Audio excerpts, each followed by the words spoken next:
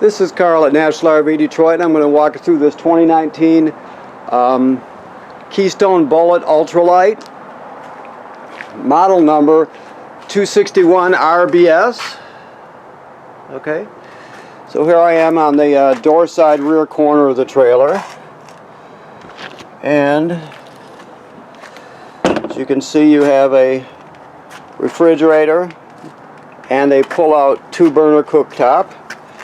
Now keep in mind, you have to connect the LP line for this cooktop, which is back here. You can see there's the end to it, the quick connect end. Now that will come down here and you'll plug it in. Let's see if I can find it here. Let's see, right there, I think you can see it, with the red or the yellow. There you go, with the yellow cap hanging from it. Okay, so you have to connect that before you use it, and it draws from the propane system, the onboard tanks. Okay, also while I'm standing at the corner, you also have a grill that hangs on this rail, which gives you another cook surface anyway. And there'll be right here, I think we can see it there, there's another quick connect underneath there to plug that one in. You have standard crank down scissor type stabilizers. It takes a 3/4 inch socket or crank. Okay, you have a power awning. Alright, you have a power and antenna out right there, and then you can also they have a reinforced spot there if you want to hang a mount for a TV. If not, you could just set it on a table or whatever you choose. Keep in mind, this is the service panel for the refrigerator. You don't really have to go in there, but this line should always be hanging out like it is, so the condensation created by the refrigerator will drain to the outside. You have two outside speakers. This is your water heater from the outside. Right now, the trailer is winterized, so as you can see, the drain plug is out, so the water heater is empty. This is, in fact, is your plug right here. If you can see it, okay. The switches to operate this are on the inside. Just remember, never drain it or let the pressure out or anything while it's hot. Always let it cool down first, of course.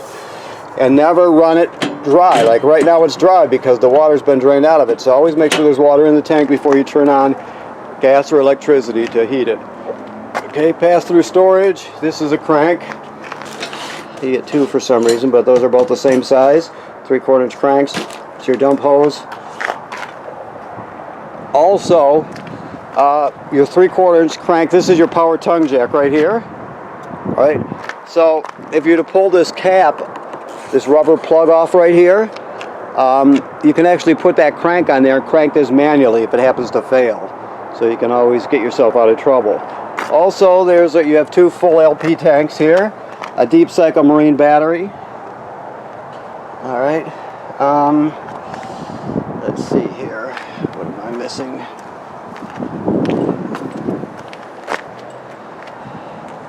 I was standing right next to it. Okay. And also this hookup right here is just in case you want to charge the battery with a solar panel. You can plug in the solar panel right there and it'll charge your battery up. It won't run your trailer, but it'll charge your battery. Okay, this is the other side of your pass-through. Your hitch is there, as you can see, your power cord. We must be using our power cord right now to plug it in, but you have a 30-foot, 30-amp cord. You have your hitch, and we'll show you how that operates when you come to pick up your trailer. Now, the most common way to get water to this trailer is through the city water hookup, which is right here. So you're going to screw on the hose right here, turn it on, and you pressurize your trailer, you're ready to go. Now, if you happen to go to a campground that does not have plumbing on the campsite, you can pre-fill your fresh water tank right here and use the onboard pump to pump the water. So even if you don't have city water hookup, as long as you pre-fill your tank, you'll be able to still use all the plumbing in the trailer. Alright, so there's going to be two gray tank dumps on this. This gray tank here is probably the galley tank. They might call it galley, they might call it gray tank number 2, but there it is right there. If we come to the back, this is your main dump right here. So you can see you got your black tank valve right there. That's toilet water and waste. And then the gray tank valve there, sink and shower water. So you put your hose on there, obviously, the other end goes in the dump station. Then you're going to dump your black tank first. You dump it first because it's dirtier water than the gray water, that's all. You'll dump the gray second, and it just helps to wash out the hose a bit. So that's a good feature. Just looking around here as I go here.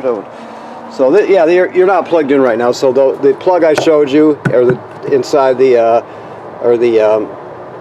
cord that I showed you inside the trailer plugs in right here. Okay. Okay. So you also have a shower back here, hot and cold water. This right here is the is a black tank flush. So if you leave the black tank valve open, the dump valve open, you can hook the hose up to this right here, turn it on, it'll spray the inside of your black tank, clean off the sensors, that sort of thing, and it'll help to wash your black tank out. So that's a black tank flush. Also, you have a hookup here. This means this housing means it's pre-wired for a backup camera. So you can get the Furrion camera that fits in there. We sell them here, or you can buy them elsewhere. The bottom line is when you buy it, you have to get the Furrion brand that fits in that housing. Hey, Kevin? Okay, so that's something you can take care of yourself. This is just cable and satellite through. This is a quick connect for a spray port. I know your trailer is dirty here, but our cleaner will be cleaning the outside in a little bit anyway. Okay. One last thing. I got a little sidetracked there, a little distracted. So keep in mind, you have to go up on your roof, and you figure every 90 days or 3 times a season, you're going to go up there and check the sealant down the roof, make sure there's no cracking, no separation, nothing like that. So you figure once in the spring, middle of the summer, and then once in the fall, you'll go up there and make sure, or if you have somebody go up there, you can walk up there no problem. Just make sure that all the sealant is good and tight. That you have to inspect it, and when you do see something, eventually you will, because all trailers eventually have to be touched up. You have it taken care of immediately after you see something that needs your attention. So okay, so your slide room is right here. I'll just move it a bit here so you can see it, like so. Your power awning switch is here. You can extend. You can see it going right there and back. Never leave the awning out unattended. If you're not going to be at the campsite, you roll it in. That's the thing. You don't want it to get damaged by the weather, so when you're not at the campsite, you roll it in. The water pump that I told you about, the onboard water pump, is right here. You use this for pumping water out of your fresh water tank, and you also use it for winterizing the trailer and de-winterizing it if you need to. You can light your water heater on gas right here, or on electric right here. Most people just use electric, right? Just make sure, like I said, you want to make sure there's water in the tank before you turn it on. Your battery's charged, or pretty close because we're not plugged in at this moment. Fresh water is empty. Black tank number 1 is empty. There is only a black tank number 1 in this, no 2, so you would disregard number 2. And then gray tank number 1 is empty. And then gray tank number 2, which is your sink right there, your kitchen sink, so it's a galley tank, but it's still a gray tank. That one's empty also. As they fill up, obviously the light comes on and it graduates up in 1/3 increments. So after you get past 2/3, you got to start thinking about dumping your black and gray tank. Okay, this is just your thermostat right here. It's very simple. You just hit mode once to light it up. It's off, as you can see. You can go fan, air conditioner, heat, and then off. The fan is just the air conditioner running without the compressor, so always leave it on auto. That's important. Then when you get to the air conditioner, it's also important to run it on auto. It's the best way to do it. Keep that in mind. There's a delay. Like if I was to turn on the air conditioner, it's a little bit too cool to do that today, but if I was to turn it on, there'll be a 5 or 6 second lag time before it turns on. That's normal, so keep in mind you have to be patient a bit. Okay, so you have a TV here. This is your, I don't know if you can see that here, it's kind of hard to see, but there's a green LED here if you can't see it, and a button right there. That LED should always be on. That means your signal booster for your digital antenna is turned on. Okay, so that's what you want. You have a remote for your TV, obviously, and a remote for your radio and disc player, which is right here. This plays CDs and DVDs, of course. You can stream off this USB port right here, so you can put all your favorite albums on one USB stick and take them with you. You can also stream wirelessly with using Bluetooth with your phone or your tablet, so you can do that. It has 2 speaker zones, 1 and 2. 1 is inside the trailer, 2 are the outside speakers.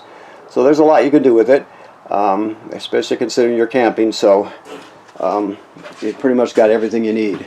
Now your refrigerator is a gas absorption refrigerator. That means it doesn't have a compressor in it. It uses a different type of cooling cycle. Therefore, you can run it on 110 AC or you can run it on LP gas. So this is just on and off right here.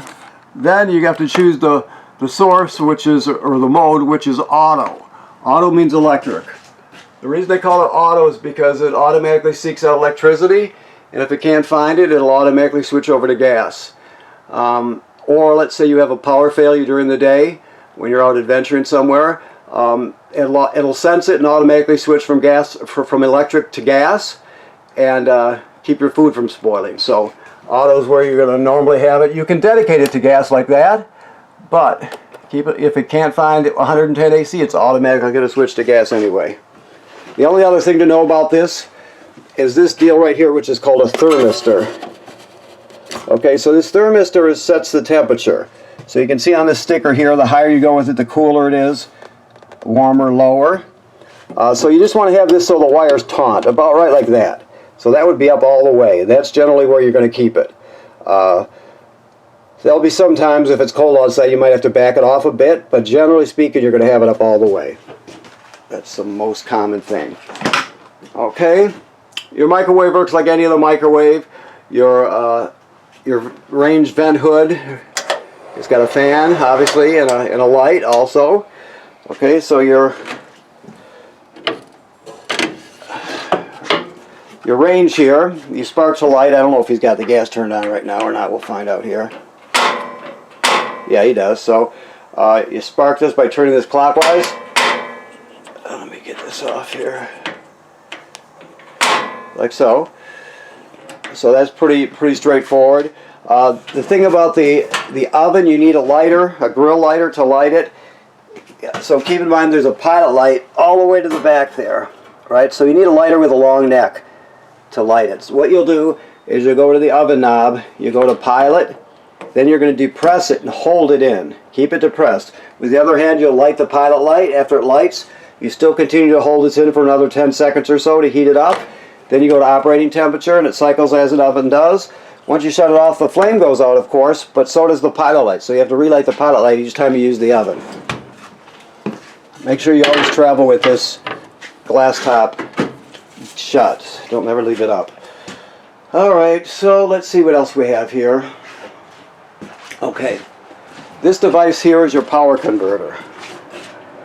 Okay, so let me show you where we're at here. I know I'm up very close, but this is what I have to work with. So right by the bathroom door here, this is the power converter. What this does is converts 110 AC to 12 volt DC. So you look right here, you got regular household type circuit breakers here, just like you would at home, and they're labeled, right? That's 110 AC. Then the power is converted to 12 volt DC over here.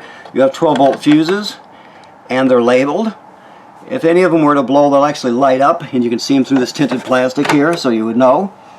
Also, this is important, when you're plugged in, this also is a battery tender. It'll sense how much energy your battery has up front, and if it's low, it'll send 10 amps or whatever it needs. If it's charged, it'll trickle a couple amps up there to keep it charged. So it's smart in that sense. It'll just send what it needs up there. Excuse me. Of course, your couch turns into a 3-panel hide-a-bed, so you'll take the cushions off and set them aside, the back cushions. Then you're just going to grab it right here and fold it out, put the legs down, fold the back into position, and you got a pretty decent hide-a-bed. You can also take your tabletop and and set it down on these cleats here on each side, right?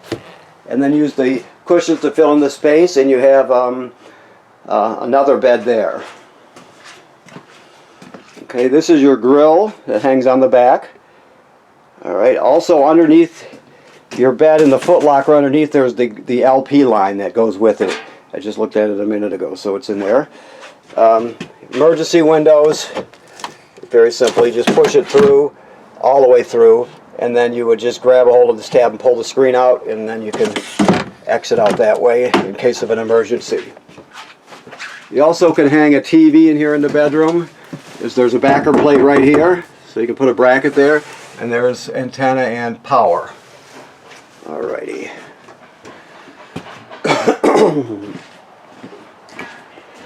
The other thing in here is the LP detector, which is right here. It should always be green. If it goes off, take everybody outside, leave the door open, shut the gas off at the front, and figure out what's going on. Alright. Okay, so the bathroom. Let me get some light here. You have huge storage back here, which is really, really neat. You never have too much storage. That's excellent. Your shower is right here. It works like any other shower. Sink works like any other sink.